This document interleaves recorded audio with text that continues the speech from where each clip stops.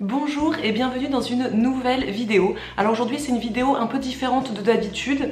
Je vais vous raconter un petit peu mon histoire avec les angoisses. Si vous me suivez depuis pas mal de temps, depuis plusieurs années maintenant, sur les réseaux sociaux j'entends, vous savez que j'ai eu de très fortes angoisses pendant longtemps, je dirais bien 5 ans. Et c'est vrai que je vous en ai beaucoup parlé sur les réseaux sociaux, on a déjà fait des lives sur Instagram sur ce sujet, mais j'en ai jamais fait une vidéo parce que je ne sais pas, je pourrais pas vous dire pourquoi, mais en tout cas ça fait longtemps que vous me demandez d'en faire une vidéo, donc c'est le moment. Il fait moche en ce moment, ça a beau être bientôt l'été, il fait très moche et je me suis dit allez, on va se poser en mode cocooning, en mode discussion pour vous raconter mon histoire, par quoi je suis passée et ce que ça a changé dans ma vie, les remèdes que j'ai utilisés pour aller mieux et le bilan en fait 7 ans après, puisque mes angoisses ont commencé il y a 7 ans. Mais avant de commencer, je voulais vous lire un petit extrait de la définition des angoisses dans un livre que Marisa a eu à notre anniversaire par ma grande sœur,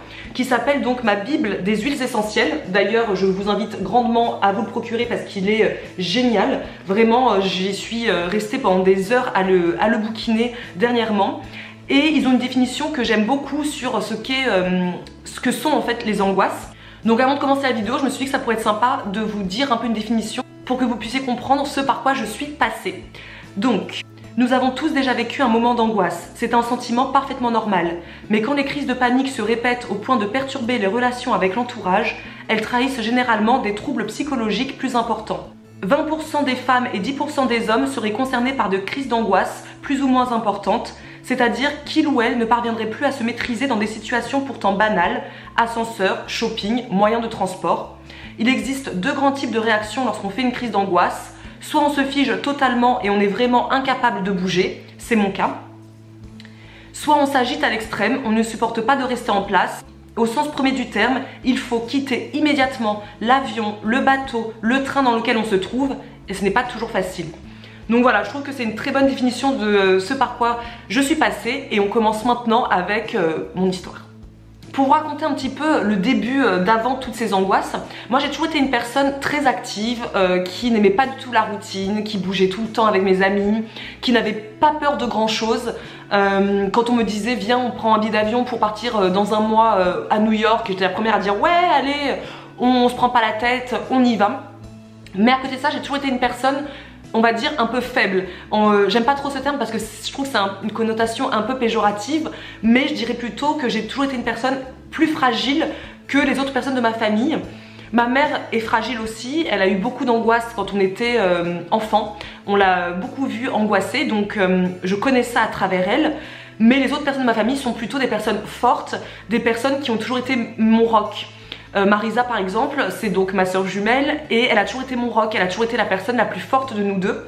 On dit toujours que dans un couple gémellaire, il y a toujours une qui est faible et une qui est forte. Marisa c'est la forte, ça a toujours été mon roc, celle sur laquelle je me repose quand je n'allais pas bien, celle qui me défendait quand ça n'allait pas avec mes amis ou des choses comme ça. Donc elle a toujours eu ce côté très fort. Moi j'ai toujours eu ce côté un peu plus faible, plus fragile, plus éponge à émotions que les autres personnes de ma famille. Mais ça ne m'a jamais plus que ça dérangée dans ma vie de tous les jours. C'est comme ça, je suis une personne beaucoup plus, on va dire, douce, beaucoup plus fragile tout simplement que les autres personnes de mon entourage. Mais voilà, ça n'a jamais été un sujet, enfin, ça n'a jamais été un problème pour moi ou pour les autres personnes de ma famille. Je suis comme ça, c'est ma personnalité et c'est tout. Mais à côté de ça, j'étais quelqu'un vraiment de très actif, qui aimait faire plein de choses. Voilà, ça a toujours été une partie de moi. Nous, on a beaucoup voyagé avec mes parents puisque Marisa et moi, nous sommes nés au Cameroun. Après, nous avons déménagé pour venir en France quelques années. Nous avons ensuite redéménagé pour vivre en Côte d'Ivoire une année. Nous avons redéménagé pour aller vivre au Maroc. Ensuite, nous avons redéménagé pour partir vivre au Sénégal et on est retourné vivre au Maroc ensuite. Et on est revenu vivre en France et de là nous ne sommes plus jamais repartis vivre à l'étranger. Mais ces années-là n'ont jamais été un souci pour moi, j'ai toujours adoré ce que mes parents nous ont fait vivre, de déménager comme ça, de voyager, de vivre de nouvelles expériences, ça nous a beaucoup ouvert l'esprit aussi. J'ai toujours aimé ça, donc pas de souci non plus de ce côté-là. Je savais que plus tard je voulais travailler dans le côté voyage, le côté où j'allais beaucoup déménager, beaucoup partir, beaucoup voyager quoi, tout simplement. Nous sommes retournés en France pour nos études et nous avons vécu dans le 15e arrondissement. Et ensuite nous avons déménagé pour aller vivre en banlieue à côté de Versailles. Et donc là a commencé le périple de tous les matins prendre le train, prendre le métro pour aller à la fac. Moi j'étais à la Sorbonne, donc voilà, c'était quelque chose de complètement normal pour moi. Tous les jours je me levais, je prenais les transports, voilà, jusque là pas de soucis. Je suis partie ensuite faire mes études dans le sud, je suis partie vivre en Lozère, à Mende plus précisément, pendant 6 mois.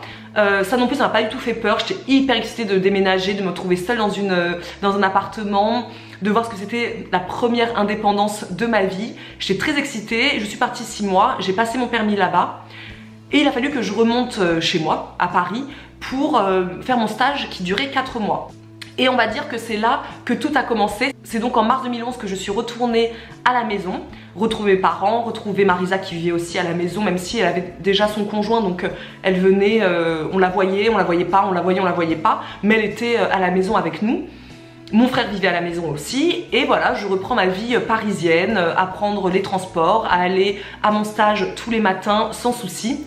Jusqu'au jour où un matin je prends mon train comme d'habitude et dans le train, c'est difficile à expliquer, mais j'ai commencé à avoir très chaud, à regarder le monde autour de moi, à me sentir oppressée.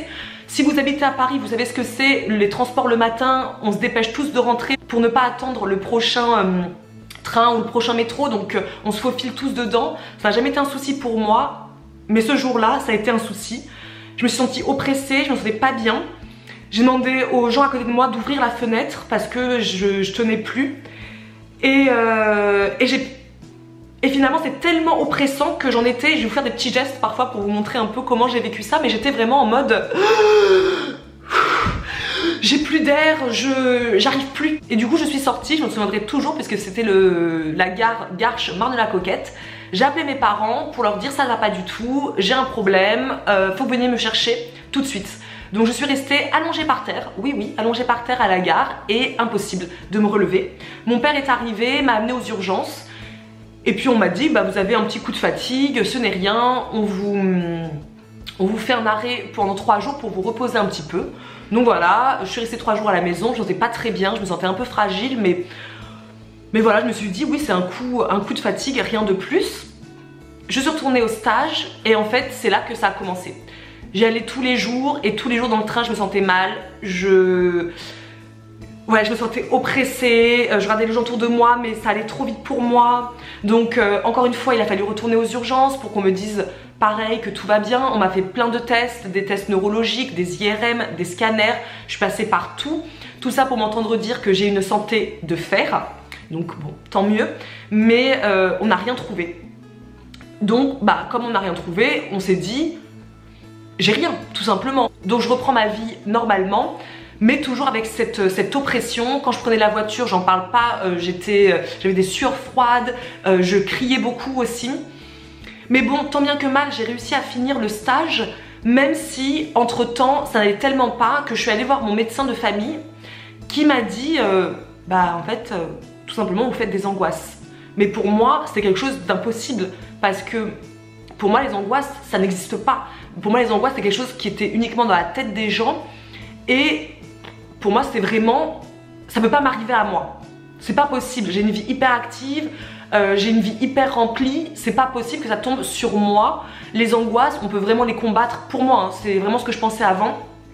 On peut les combattre comme ça. Les personnes qui ont des angoisses, c'est vraiment parce qu'elles veulent pas, elles se donnent pas la niaque. Voilà ce que je pensais à l'époque. Donc quand il m'a dit ça, c'était bah, pas du tout impossible que ça tombe sur moi, c'est sûr que j'ai une maladie grave, je suis sûre que j'ai un cancer, enfin voilà, pour moi c'était, il fallait qu'on me trouve une vraie maladie, voilà, il fallait qu'on me trouve une vraie maladie, je ne voulais pas croire que la maladie que j'avais c'était uniquement des angoisses. Donc il m'a mis sous antidépresseur, quelle erreur, c'était très dur, ça m'a rendu complètement stone, mais j'ai continué mon stage comme ça avec des antidépresseurs pour pouvoir finir mon stage tout simplement. Il a fallu ensuite retourner en Lozère faire ma soutenance de rapport de stage, j'étais toujours sous antidépresseurs. Une fois que la soutenance c'est fini, je suis donc rentrée chez moi en région parisienne et c'est là qu'a commencé la recherche d'un emploi. J'ai fini mes études, j'ai fait mon bac plus 3 avec 2 licences, c'est bon, je cherche un emploi. Et en fait c'est là que je me suis rendu compte que ma vie a complètement été bouleversée, puisque forte de mes antidépresseurs, j'allais mieux mais en étant plutôt un zombie, un fantôme. Mais voilà, ça me donnait l'impression que j'avais une vie normale. Mais en vrai, ça n'allait pas du tout, je pleurais beaucoup, je n'arrivais pas à sortir de chez moi. Quand je mettais le pied sur le palier de chez moi juste pour aller sortir, juste chercher du pain, c'était pour moi insurmontable, c'était impossible. Je n'y arrivais pas, donc je criais beaucoup. Quand j'étais oppressée, je me mettais à hurler. Je demandais, quand j'étais en voiture avec mon père, je hurlais en disant « Arrête !» Voilà, c'était vraiment... Et mon père, ça le rendait fou parce qu'il savait pas ce que j'avais, mais j'étais tout le temps en train de hurler. Donc au fur et à mesure, j'ai commencé à rester cloîtrée chez moi et je ne sortais plus. C'était plus possible pour moi, impossible de mettre le nez dehors. Ma mère, ayant connu ça, a voulu que j'arrête les antidépresseurs. Donc là a commencé mes premières séances chez un acupuncteur. Et merci mon Dieu, parce que c'est vraiment ça aussi qui m'a sauvé la vie. Je n'y croyais pas du tout. Pour moi, les médecines, on va dire un peu parallèles, je n'y croyais pas du tout. Mais je me suis dit, vu dans l'état dans lequel je suis, vaut mieux que je commence quelque part. Et ça a commencé par l'acupuncteur. Donc il a fallu quand même que j'en teste pas mal parce qu'au début, les acupuncteurs que je voyais, c'était plus un peu comme, je les voyais un peu comme des gourous. J'étais pas du tout à l'aise avec eux, je croyais pas à ce qu'ils me faisaient. Jusqu'au jour où j'ai rencontré cet acupuncteur qui a changé ma vie, qui était au Chesnay à l'époque, et en fait qui était médecin, homéopathe, acupuncteur. Donc en fait c'est vraiment un médecin, mais qui ne donne pas d'ordonnance, on va dire, pour des médicaments conventionnels. Elle ne donne que de l'homéopathie ou voilà, des produits 100% naturels. J'ai commencé à la voir et là a commencé vraiment un renouveau, puisqu'elle a quand même changé ma vie. Mais ça a été long, ça a mis 3 ans avant qu'il y ait vraiment un changement radical. Mais ça a été quand même la première coupure avec les antidépresseurs. Mais je restais quand même cloîtrée chez moi, j'avais toujours du mal à sortir. Et c'est là que c'est devenu pesant pour l'entourage, parce que c'est vrai qu'il faut en parler. L'entourage a beaucoup de mal à comprendre ce qu'on vit. Ma mère le comprenait, mais ça l'a rappelé un peu à sa propre fragilité. Donc elle est redevenue encore plus fragile en me voyant dans cet état-là. Mon père n'a jamais compris, mais après... Mon père c'est un Africain de la vieille école qui pour lui les angoisses, bah c'est pas vraiment une maladie, c'est quelque chose qu'il a du mal à comprendre. Donc il me soutenait mais sans vraiment qu'on en parle. Mon frère, bah lui il était là mais je pense qu'il comprenait pas vraiment ce que j'avais, donc on n'en parlait pas vraiment non plus. Et Marisa, alors elle c'est différent, Marisa c'est ma soeur jumelle donc elle voyait ce qui m'arrivait. Mais Marisa a pris la fuite, elle n'a pas supporté me voir dans cet état-là, elle n'a pas compris, je pense qu'elle croyait que je faisais un peu des caprices, ce que beaucoup de gens pensaient aussi je pense. Et du coup elle a pris la fuite, c'est-à-dire qu'elle vivait à l'époque à la maison mais elle allait de temps en temps chez son conjoint avec qui elle est restée 7 ans. Mais en fait, au fur et à mesure, elle est complètement partie et a complètement emménagé chez son conjoint. Et ne venait plus vraiment me voir et ne me posait jamais de questions pour savoir comment j'allais. Je pense qu'elle avait peur et elle ne voulait vraiment pas qu'on en parle, vraiment pas. Donc moi j'en parlais pas avec elle. La seule personne avec qui j'en parlais c'était ma grande sœur qui vivait donc à Pau, qui elle essayait vraiment de m'avoir le plus souvent au téléphone pour savoir comment ça allait, qui me donnait des pistes pour aller mieux, mais elle était loin donc c'était pas facile pour moi de comprendre ce qu'elle me disait, de comprendre ses messages. Et moi à l'époque j'étais pas du tout dans le naturel, j'étais pas du tout dans le côté ouais, naturel. Pour moi quand elle me disait allez va prendre une huile essentielle, pour moi c'était un peu du... Ouais, c'était pas utile quoi. Et du coup mes amis pareil n'ont pas compris. Donc moi j'ai toujours été une personne qui était très proche de mes amis. Quand elles n'allaient pas bien j'étais la première à prendre ma voiture, à faire parfois 1 heure de route pour les soutenir. Mais mes amis n'ont pas compris. Et petit à petit, m'ont tourné le dos parce que j'étais plus la même. J'étais plus la fille pétillante qui rigole tout le temps, la fille qui, du jour au lendemain, on lui dit viens on fait une soirée et qui débarque directement. Et au fur et à mesure, bah plus personne n'est venu me voir. Voilà. Donc je me suis retrouvée finalement toute seule face à ces angoisses, sans amis qui d'ailleurs ne sont plus là actuellement, hein, qui ont essayé parfois de revenir vers moi mais... je n'arrive pas à reprendre contact avec ces personnes parce que dans la partie de ma vie qui était pour moi la plus difficile, ces amis n'ont pas été là. Donc maintenant que je vais mieux, j'arrive pas à les revoir en fait, tout simplement. Donc voilà, pour l'entourage, je sais que c'est compliqué. Pour vous qui m'écoutez, que vous soyez angoissé ou que vous connaissez quelqu'un qui est angoissé aussi, vraiment restez présent, parce que même si vous avez l'impression qu'on fait des caprices, on fait pas des caprices. C'est vraiment psychologique, oui, c'est psychologique, oui c'est dans notre tête que tout se joue, mais croyez-nous, on essaie de s'en sortir, même si on ne dirait pas. On essaie de s'en sortir et c'est compliqué quand l'entourage s'en va en fait. C'est assez compliqué. Du coup ouais, ça me donne un peu d'émotion parce que ça me rappelle des mauvais souvenirs, mais bon. Donc sachez que si c'est difficile pour nous, on comprend que c'est difficile pour vous, mais dans tous les cas ça restera toujours plus difficile pour nous. Donc vraiment, si j'ai un conseil à donner au moins dans cette vidéo, c'est soutenez les personnes qui sont autour de vous, parce que ce qu'on vit, pour moi ça s'apparentait à un calvaire. Vraiment, j'avais l'impression de ne plus être la Isadora pétillante d'avant. J'ai l'impression que j'étais une autre personne et que j'ai l'impression que personne ne voulait être à côté de moi parce que limite j'avais la peste. Mais voilà, du coup, ça a continué comme ça. Je me suis retrouvée vraiment seule avec ma mère qui était là. Mais je voyais bien que ma mère était devenue de plus en plus fragile en me voyant comme ça. Donc ça me mettait pas non plus très à l'aise. Et c'est là qu'au bout d'un an, donc en mai 2012, que ma grande sœur m'a proposé de venir vivre à Pau parce qu'elle entendait l'état dans lequel j'étais quand je l'avais au téléphone. Je pleurais énormément. Elle entendait aussi ce que mes parents disaient de moi. Je présume qu'ils étaient souvent au téléphone ensemble et mes parents devaient lui raconter un peu comment ça se passait à la maison.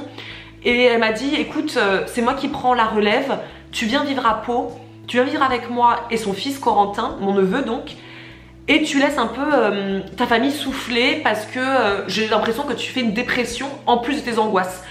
Donc viens vivre avec moi, tu quittes Paris parce que dans tous les cas je ne sortais plus de chez moi, j'avais peur de prendre les transports, j'avais peur de prendre ma voiture, j'avais peur de tout. Donc elle m'a dit viens vivre dans le sud-ouest, Pau ça reste quand même une petite ville, donc tu seras un peu plus dans un cocon et tu pourras réapprendre à vivre normalement. Donc ni une ni deux, j'ai déménagé, ça a été très rapide. J'ai pris ma voiture, j'ai pris mes affaires et je suis allée vivre chez ma grande sœur. Donc j'ai vécu chez elle dans son appartement, je pense pendant 1 an. Et en fait c'est elle, mais vraiment, qui m'a sortie de mes angoisses en me faisant des petits exercices. Donc ça peut paraître complètement con pour les personnes qui ne connaissent pas du tout les angoisses, mais quand je suis arrivée chez elle, pareil, je n'osais plus sortir de chez elle en fait. Je ne sortais pas de chez elle, j'avais peur. Quand elle rentrait du boulot en fin de journée, elle me voyait toujours affalée dans mon canapé, en pyjama, parce que pour moi c'était une angoisse d'aller à l'extérieur. C'était vraiment des crises d'agoraphobie, je faisais des crises de spasmophilie, je hurlais, j'avais l'impression de m'évanouir, alors que je me suis jamais évanouie en 7 ans, mais j'avais cette impression de partir. En fait, comme je disais tout le temps, le symptôme principal de l'arrivée de la crise d'angoisse, c'était l'impression que quelqu'un me tirait les cheveux en arrière. Et donc je faisais des mouvements de... Voilà, c'était vraiment ça mes angoisses. C'était... Je me sens oppressée, je vais m'évanouir, rien ne va plus, je vais partir.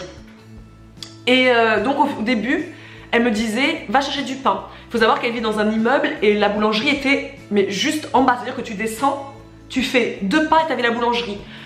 C'était insurmontable au début pour moi. Donc d'abord c'était ne serait-ce que descendre, prendre les escaliers et arriver en bas, c'est déjà une victoire pour moi. Ensuite ça a été donc d'aller à la boulangerie. 2e victoire. Ensuite elle me faisait des feintes. On se disait on allait boire un verre le soir et elle m'appelait pour me dire finalement je vais sortir un peu tard du boulot, donc viens on se rejoint directement au bar. Et moi j'étais là, ça veut dire que je dois être toute seule jusqu'au bar. C'était 10 minutes à pied mais c'était énorme pour moi. Et quand j'arrivais, elle était là et elle me disait tu vois t'as réussi, donc oui voilà. Au fur et à mesure comme ça, après elle m'a dit commence à trouver un emploi, mais moi je me voyais pas, je voulais travailler dans la communication, moi je voulais voyager dans le monde entier et je me disais mais je pourrais jamais travailler dans la communication et voyager avec des angoisses pareilles. Mais elle m'a dit commence d'abord par faire de comment on appelle ça déjà, de l'intérim, voilà. Commence à faire de l'intérim. Donc mon premier job ça a été de faire des inventaires de fringues dans des magasins type Gémeaux quoi, parce que c'est la seule chose qui pouvait me donner l'impression d'avoir une vie active, donc d'aller le matin travailler tout en n'ayant pas un poste trop compliqué, tout en étant un petit peu dans un cocon. Juste fallait que je compte, et quand je rentrais chez moi j'étais crevée parce que c'était un effort surhumain pour moi que d'aller passer une journée entière loin de mon cocon. Voilà, moi pendant mes angoisses, c'est ça que je me suis rendu compte, c'est que j'avais besoin d'avoir un entourage proche, d'avoir un cocon, d'avoir un roc Et quand on me faisait partir de ce cocon-là, j'ai l'impression que c'était le monde qui s'effondrait quoi. Donc ça a commencé comme ça, puis après j'ai eu un autre poste, j'étais conseillère pour SFR, enfin des choses comme ça.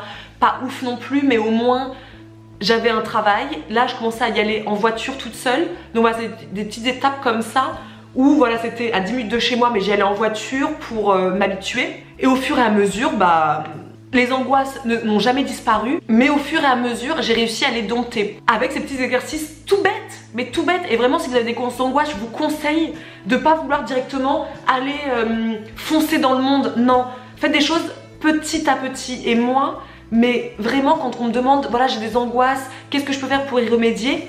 Et bien la chose que je dis toujours, c'est d'abord, commence juste par exemple à sortir dans ton jardin. Alors c'est peut-être 1 heure dans ton jardin. Ensuite, essaie d'aller chez ton boucher du coin, chez ton boulanger. Et au fur et à mesure, le monde paraîtra moins horrible, moins terrible. Et en fait, j'ai jamais vraiment eu de traitement à part ces antidépresseurs que j'avais au début. Même en vivant à Pau, j'ai continué à aller voir des acupuncteurs. J'y allais très régulièrement, moi ça me faisait un bien fou. En fait, le seul traitement que j'ai eu, c'est vraiment l'acupuncture, l'homéopathie. Donc je sais que l'homéopathie est hyper décriée actuellement, que c'est des placebos, que c'est uniquement dans la tête et compagnie. Oui, mais déjà les angoisses, c'est dans la tête, c'est un problème psychologique que nous avons. Donc l'homéopathie, moi personnellement, ça m'a aidée. Également, la chose que j'ai toujours avec moi, et même 7 ans après, c'est tout ce qui est fleur de bac. Donc là, par exemple, j'ai le Rescue. Donc voilà, ça, j'ai toujours avec moi mon Rescue. Et ça, c'est depuis le début. Donc depuis, je pense, décembre 2011. Je l'ai toujours avec moi. Voilà, c'est un système de vapo. Donc dès que j'ai une angoisse, notamment en voiture, tac, je me fais 2 pchits dans la bouche et ça me détend. Donc là c'est quelque chose que j'ai toujours avec moi. Depuis peu, la chose que j'ai toujours avec moi, mais j'aurais adoré l'avoir aussi à l'époque, c'est des petits roll-on d'huile essentielle. Donc ça je l'ai acheté aux États-Unis, mais ça existe aussi en France sans souci. C'est des petits roll-on, voilà, ça se présente comme ça. Donc là c'est uniquement pour anti-stress. Et en fait j'ai plus qu'à en mettre un petit peu là. J'en mets derrière mes oreilles toujours. Et en fait je me rends compte que ça me détend, mais de ouf. J'ai eu une petite mini, on va dire, crise d'angoisse à New York à la fin de notre séjour, mais c'était vraiment à la fin de notre séjour. On a pris un shuttle, je sais jamais comment on dit ça, bref, un petit bus pour nous amener de notre hôtel à l'aéroport. Et en fait, comme par hasard, on s'est retrouvés, nous, avec Marisa, tout au fond du bus, sans fenêtre, sans porte. Et ça, pour moi, c'est des choses que je n'aime pas, ce côté d'être enfermée, d'être isolée, de ne pas avoir l'impression que je peux m'enfuir si j'ai besoin de m'enfuir.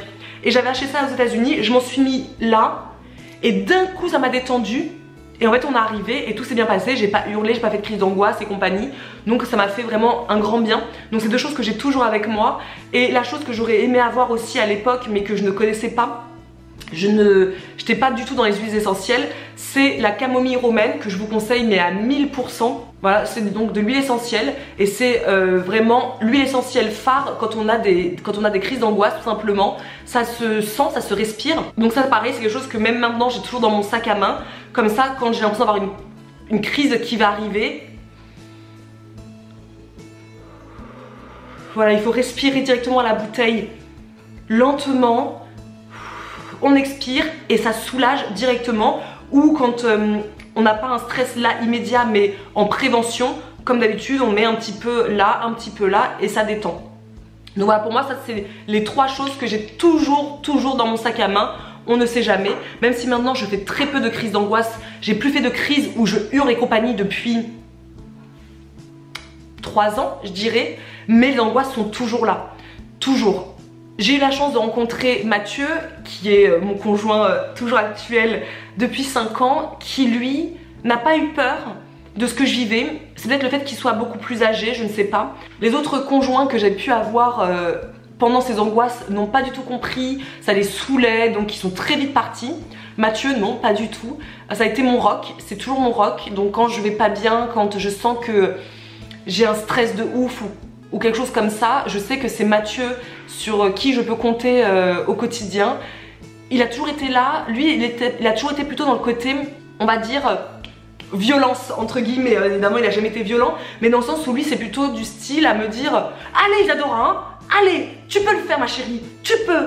Et du coup moi je pleure en disant mais arrête de me hurler dessus.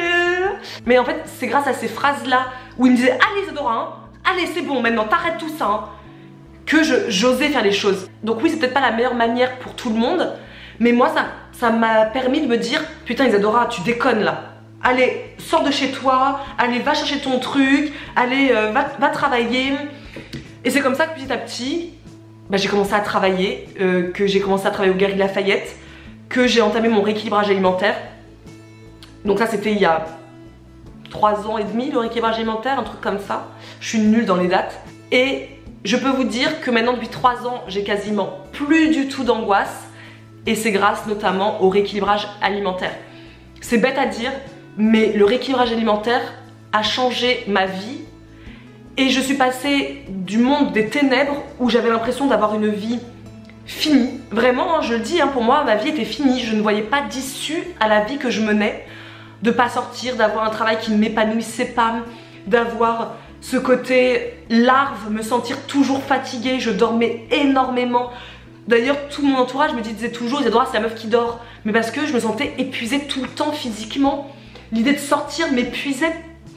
Et du coup, j'ai fait ce rééquilibrage alimentaire, pas pour les angoisses, mais parce qu'on m'a découvert une phlébite et ensuite la maladie de Crohn. Donc il a fallu que je change mon alimentation.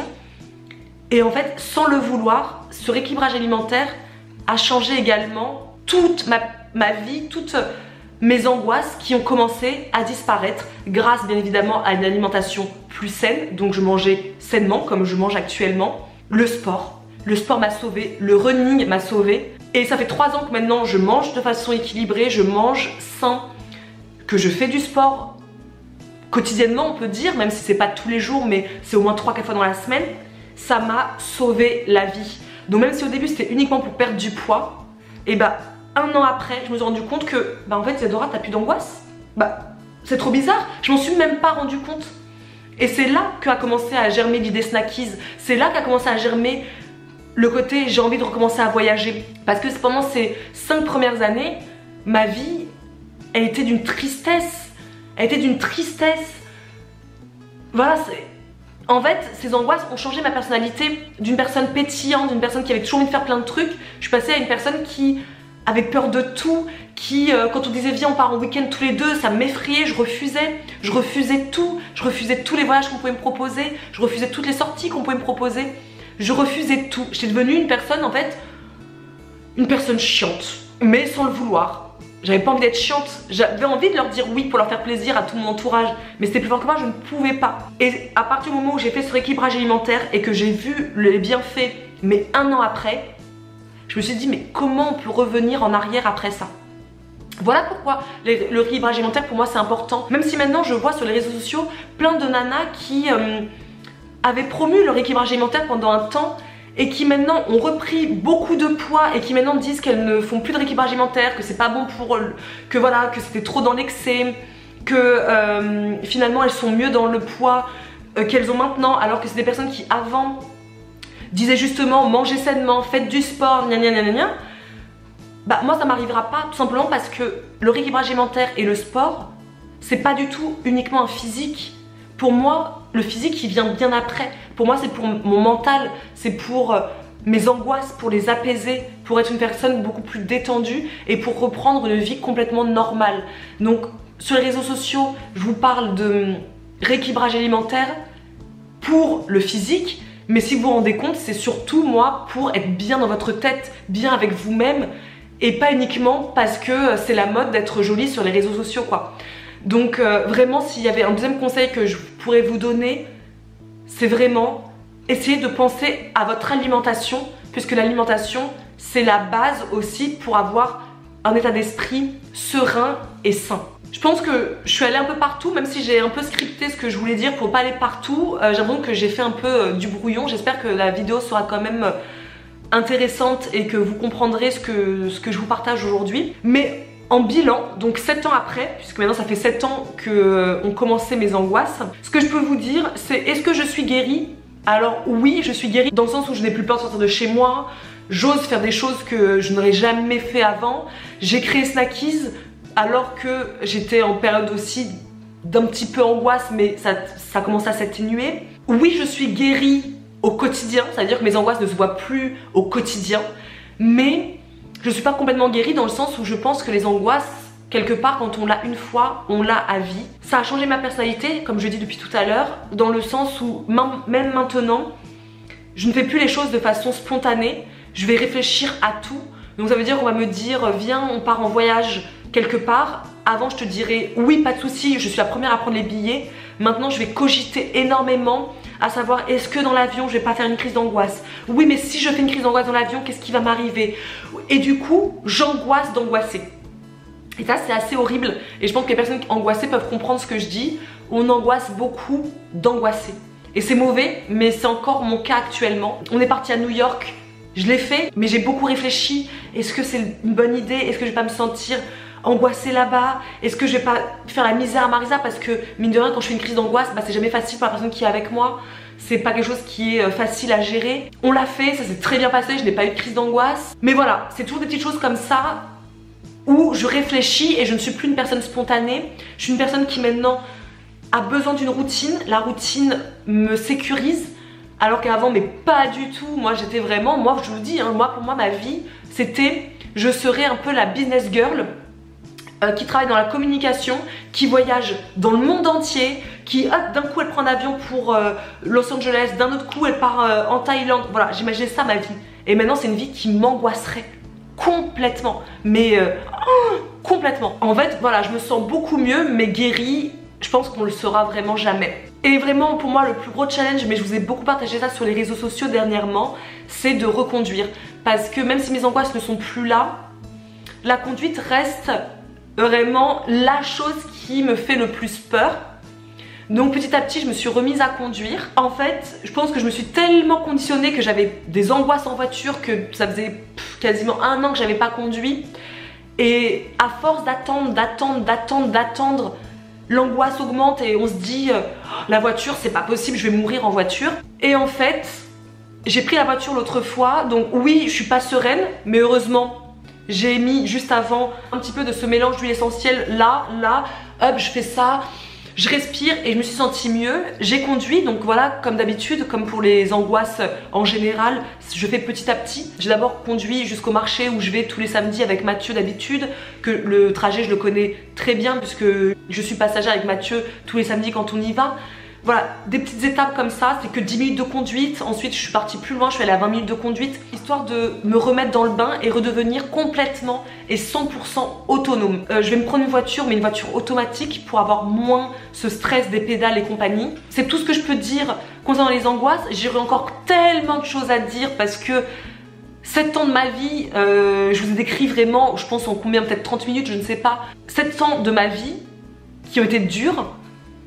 Mais je pourrais peut-être en reparler en live ou peut-être à voir. Je répondrai bien évidemment à toutes vos questions si vous en avez en barre d'infos. S'il y a des thèmes que je n'ai pas abordés, c'est possible. J'espère que je n'ai pas été trop brouillon non plus et que vous avez compris le message que je voulais passer. En tout cas, la chose que je veux que vous reteniez dans tout ça, c'est que de 1, les angoisses peuvent arriver à tout le monde. On n'est pas immunisé contre les angoisses. Je pense que ça arrive plus facilement aux personnes un peu plus fragiles, comme moi je l'étais. Mais bon, peut-être pas. Moi, les personnes qui ont connu des angoisses autour de moi sont des personnes qui étaient un peu comme moi, un peu fragiles. Deuxième message que j'aimerais passer, c'est ne jugez pas les personnes qui sont angoissées. Parce que pour nous, sachez qu'on aurait préféré limite nous trouver un cancer où les gens auraient plus d'empathie pour nous parce qu'on a un cancer. C'est quelque chose que ma grande sœur me disait tout le temps. Tu te rends compte que les gens seraient beaucoup plus proches de toi si tu avais un cancer que de dire que tu es angoissée. Alors c'est une maladie aussi, mais une maladie qui est un peu taboue, dont on parle pas. Donc on n'en parle pas, nous-mêmes on en fait un tabou. Et finalement, moi j'ai beaucoup espéré qu'on me trouve un cancer. Vraiment, moi j'ai croisé les doigts pour qu'on me dise voilà, vous avez une tumeur quoi. Parce qu'au moins, je sais que les gens m'auraient pas vu comme une pestiférée, mais plutôt comme quelqu'un qu'il faut soutenir. Un autre message que je veux passer, c'est ne vous inquiétez pas. On peut tous s'en sortir. Ça met des années. Parfois ça met que quelques mois, que quelques semaines. Parfois ça peut être long. Moi ça a mis, je veux dire, ça fait 7 ans maintenant et je peux pas dire que je suis complètement guérie, mais ma vie est normale. Mais c'est long. Donc ne baissez pas les bras. Ne vous dites pas, surtout comme moi je me suis dit pendant longtemps, je resterai que ça toute ma vie. Toute ma vie je resterai enfermée chez moi. Et à quoi bon vivre si ma vie est comme ça? Je me le suis dit longtemps. Mais non, on s'en sort. Donc vraiment, je vais vous le dire, on va s'en sortir. Vous allez vous en sortir. N'ayez pas peur. Et pour toutes les personnes qui me regardent, qui n'ont pas d'angoisse, mais qui connaissent des gens qui ont des angoisses, s'il vous plaît, soutenez-les. Donnez-leur des petits exercices qu'ils peuvent faire au quotidien. Donnez-leur de l'amour. Montrez-leur qu'elles ne sont pas différentes, qu'elles sont complètement normales. Et essayez de leur donner l'impression d'avoir une vie normale. Voilà, c'est vraiment des messages que je voulais passer dans cette vidéo. Nous ne sommes pas fous, nous ne sommes pas folles. C'est psychologique, on en a tous conscience, on le sait. On le sait, c'est dans le cerveau que ça se passe. Mais c'est dur de travailler dessus. Et aussi une chose que je vous ai pas dit, vous allez vous poser la question, mais comment ça a déclenché et pourquoi? Eh bien, en fait, j'en parle pas dans la vidéo tout simplement parce que je ne sais pas. J'ai vu des psys, j'ai vu des magnétiseurs, j'ai vu tout ça. À l'heure actuelle, je pourrais pas vous dire à 100% le pourquoi ça a commencé. J'ai une petite idée mais qui est très personnelle, donc j'ai pas trop envie d'en parler sur YouTube. Mais en vrai, je ne sais vraiment pas pourquoi ça déclenché comme ça d'un coup. Je n'ai pas eu de traumatisme, mes parents pensaient que j'ai eu un traumatisme, peut-être que j'avais subi un viol dont je n'ai pas parlé. Ma famille s'est posé 15 millions de questions. Et à chaque fois je leur répondais non, il ne m'est rien arrivé de traumatisant dans ma vie. J'ai eu une vie tellement cocooning aussi, nos parents ont toujours été nous ont toujours choyés, donc non, je n'ai eu aucun traumatisme. La seule petite idée que j'ai, c'est que vraiment j'ai vécu justement dans une famille très cocon où on n'aborde pas les problèmes. Donc c'est une petite idée que j'ai, mais en vrai je ne pourrais pas vous dire j'ai eu ces angoisses parce que tel traumatisme, je pourrais pas vous le dire. En gros voilà, j'espère que la vidéo vous aura plu, qu'elle ne sera pas trop longue. Et n'hésitez pas à me dire en commentaire votre expérience sur les angoisses si vous en avez, si vous connaissez des gens qui en ont. N'hésitez pas à me poser vos questions, je pourrais peut-être plus en parler aussi en commentaire. Je ferai pas juste des commentaires avec juste un cœur, mais j'essaierai de vous apporter les réponses les plus complètes que je puisse vous apporter. Après, je ne suis pas médecin, je n'ai pas la science infuse. Je vous dis moi par rapport à ce que moi j'ai vécu. Et voilà, donc vraiment c'est un partage en toute humilité, vraiment c'est faites-en ce que vous voulez, mais je suis là, donc si vous avez besoin de conseils, j'essaierai de vous en donner à mon petit niveau à moi. Donc maintenant j'ai envie de boire parce que j'ai beaucoup parlé. Et on se dit à dimanche pour une vidéo recette, hein, une vidéo un peu plus classique. Je vous souhaite une très très belle journée et à très bientôt.